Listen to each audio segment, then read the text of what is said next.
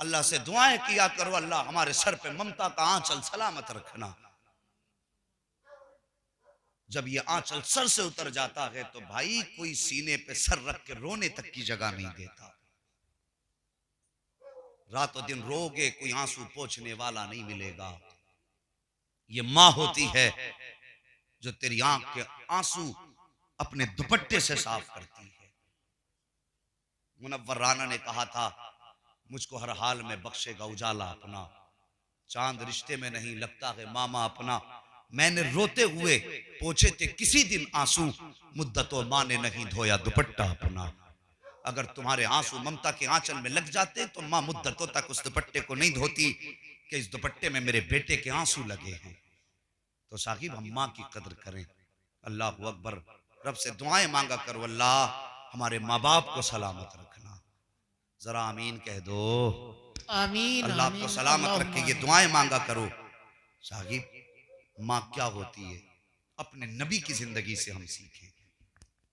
तवज्जो है, जरा सारे बोल दें या रसूल अल्लाह, सुभान अल्लाह। मेरे नबी की जिंदगी से सीखो। सरकार पैदा हुए, हजरत हलीमा सादिया लेकर के चली गई। 5 साल तक हजरत हलीमा सादिया ने अपने पास रखा सरकार को। 5 साल के बाद वापस लाई। मेरे सरकार मां की खिदमत में आए। मां की खिदमत में मेरे सरकार आए। एक दिन अचानक बाहर से टहलते हुए सरकार तशरीफ लाए। मेरे आका करीम की उम्र शरीफ उस वक्त तकरीबन 6 साल थी। कितनी? 6 साल का बच्चा कितना होता है ये सब जानते हैं। उम्र कितनी होती है 6 साल की। लेकिन चूंकि मेरे नबी की नशो नुमा और बढ़ने का अंदाज सबसे जुदा गाना था, क्योंकि वो सैयदुल अंबिया जो ठहरे, कायनात के मलजा व मावा जो ठहरे, उनके बढ़ने का अंदाज निराला था। अल्लाह अकबर, एक दिन टहलते हुए घर में तशरीफ लाए। निगाह उठाई, घर में मां नजर नहीं आई। तवज्जो कीजिए, मां नजर नहीं आई।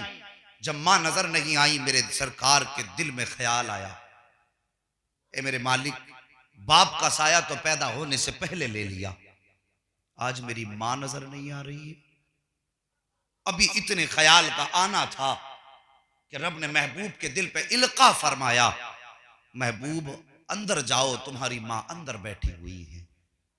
मेरे सरकार ने दौड़ लगाई, अंदर गए तो क्या देखते हैं, मां कमरे के अंदर अपने घुटनों से यूं हाथ बांध के और घुटनों पे पेशानी रख के हिचकी भर के आंसू बहा रही हैं। मेरे सरकार गए, जाके माँ को रोता हुआ देखा, माँ की गर्दन में हाथ डाला। साहिब सुना होगा कि जब कोई आदमी चुप के रोता है, तन्हाई में रोता है तो आहिस्ता रोता है, लेकिन अगर किसी रोने वाले के कांधे पे हाथ रख दो तसल्ली के लिए, फिर इसकी चीख निकल जाया करती है। जानते हो क्यों? इसलिए कि फिर वो ये समझता है कि अब मुझे तसल्ली देने वाला आ गया है, अब मुझे सहारा देने वाला आ गया है। ये सोच करके उसकी चीख निकल जाया करती है। मेरे सरकार ने माँ की गर्दन में हाथ डाला।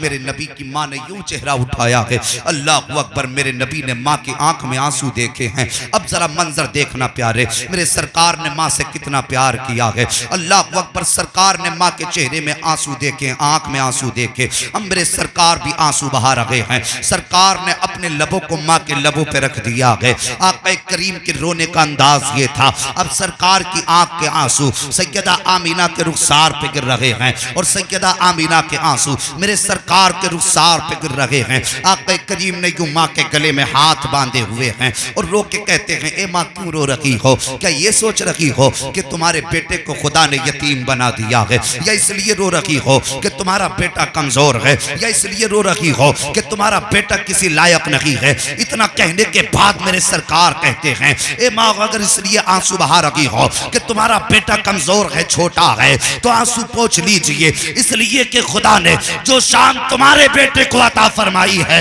वो कायनात में किसी माँ के लाल को अता नहीं की गई है।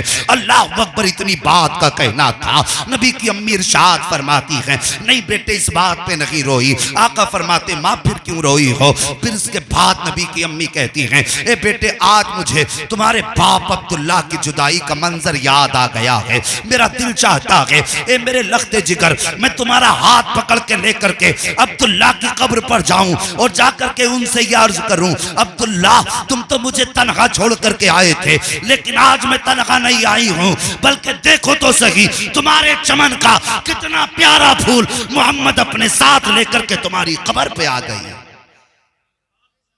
अल्लाह अकबर। ये मेरे नबी की अम्मी ने इतनी बात कही और फिर क्या सुनना था साहिबो? नबी की माँ का जिक्र छेड़ा है मैंने। अगर तेरी मेरी माँ की बात हो तो मैं और तू खुशी से उछल जाते हैं। जरा सोच, जब सैयदा अमीना का जिक्र होता होगा तो यकीनन गुंबद खजरा वाला के हाथ मदीने में उठ जाया करते होंगे। हाँ हाँ, मेरे नबी का दिल कितना ठंडा होता होगा कि आज मेरा कलमा पढ़ने वाले मेरी माँ का तस्करा कर रहे हैं। अल्लाह अकबर। जरा तवज्जो करना प्यारे, मेरे नबी करीम जैसी माँ ने कहा, आज मुझे तुम्हारे अब्दुल्ला की याद आई है, तुम्हारे वालिद अब्दुल्ला की याद आई है। मेरी कौम की बेटियां भी बैठी हुई हैं, इनसे एक बात अर्ज कर दूं, मेहरबानी करो अपने शोहर को अल्लाह की अजीम नेमत समझा करो। इसलिए कि आज अगर शोहर जिंदा है तो हम कितने ताने नहीं देते शोहर को, कब कब नाराज नहीं होते इससे।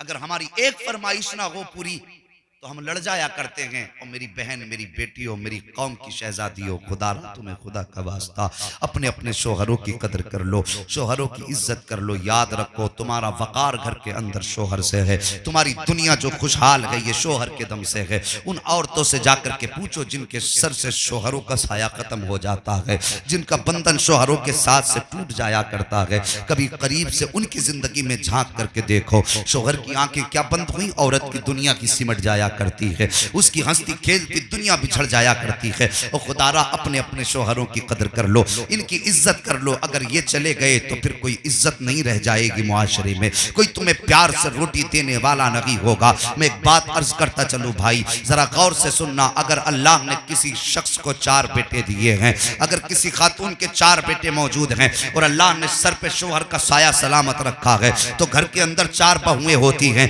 तो अगर घर में कोई काम होता है तो माँ से पूछे बगैर नहीं होता।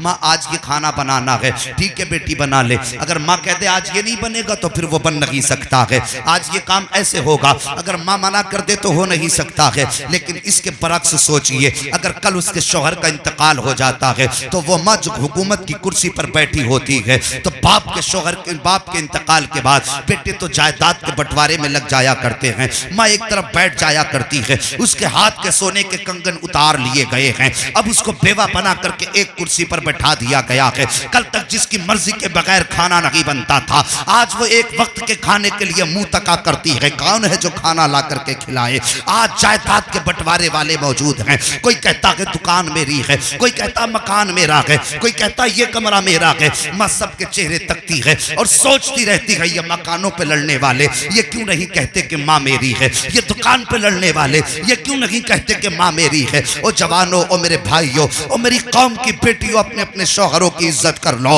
और मेरे भाई अगर शादीशुदा हो तो अपनी बीवियों की कदर कर लो, इसलिए कि माँ के इंतकाल के बाद तुम्हारे दर्द को समझने वाली बीवी हुआ करती है, तुम्हारे राज की हमराज बीवी हुआ करती है, तुम्हारी मुसीबतों में तुम्हारा हाथ बटाने वाली बीवी होती है। जब हिम्मत टूटती है तो हौसला बढ़ाने वाली बीवियां हुआ करती है। खुदारा इन्हें घर का खिलौना ना समझा करो, जब चाहा हाथ उठाया, जब चाहा मार लिया।